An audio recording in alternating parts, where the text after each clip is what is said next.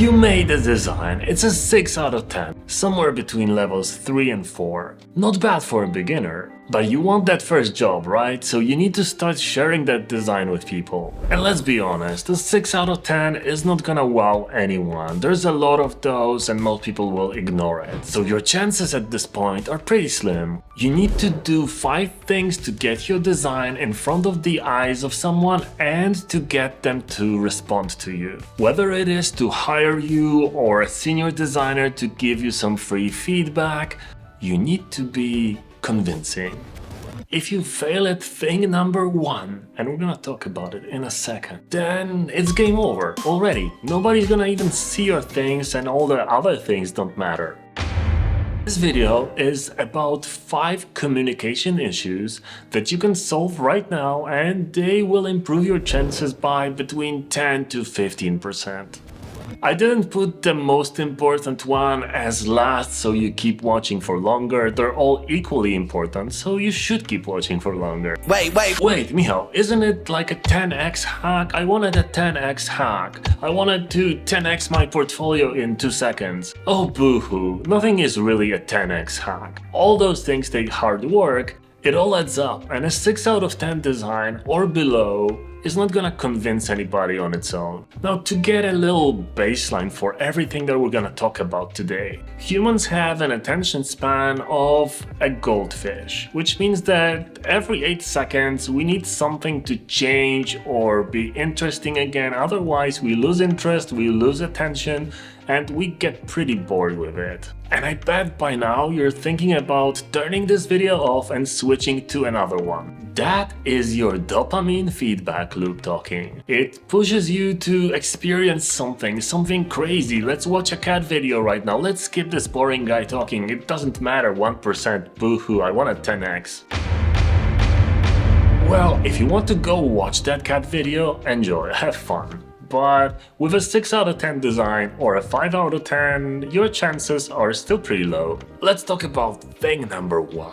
If you're reaching to an experienced designer for feedback, don't just write hello and wait for them to reply. Chances are that your message went to like a waiting list in their inbox, because almost on any platform it doesn't get right to the inbox, it gets to like a wait list, and then they can sometimes manually go through that wait list and approve the messages. So if they see somebody just say hi or hello and nothing else, people just remove those messages. So write what you want from them in the very first message, right under that hello.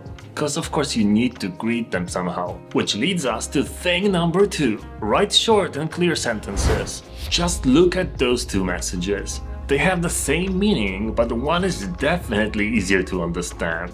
The long one is so annoying, I wouldn't even read it in full myself if I got it. And also, you don't need to cram all the info right there, right now. If they respond to you or when they respond to you, you can add more context or more information. Thing number 3. Work on your writing skills. Yes, society is collapsing intellectually and people are completely overloaded. So we're not getting smarter, we're getting dumber and more reliant on external tools and those dopamine loops and stimuli. Everybody's guilty of that. So you need to go along with the times and simplify the language. You can use the free Hemingway editor app to paste in the text that you've written and then simplify, simplify, and simplify. Thing number 4. Now let's talk about case studies. They are not college term papers. They are not graded for the highest word count. So you really need to make every word count. Add images, illustration, diagrams, and other visuals in between the text so it becomes an experience, not a boring read. And last but not least, thing 5. This is important. Make it into a story. You are the hero here. The project is your problem to solve and the road to the solution is your hero journey.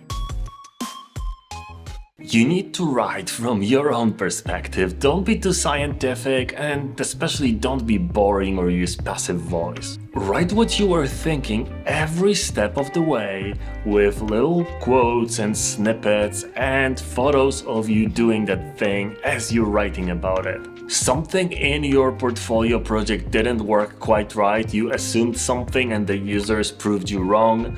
Yeah, most juniors hide it, ashamed that they kind of failed, that their assumption didn't work. Yeah, don't hide it, write about it. This is what all of that research is really about. And even after designing for 20 years, I still get surprised by users very often. So do those 5 things and then suddenly your 6 out of 10 design gets a tiny bit more chances to get seen. And if you want to see a couple of very common portfolio mistakes and super fast ways to fix them, just go here and obviously have a beautiful day.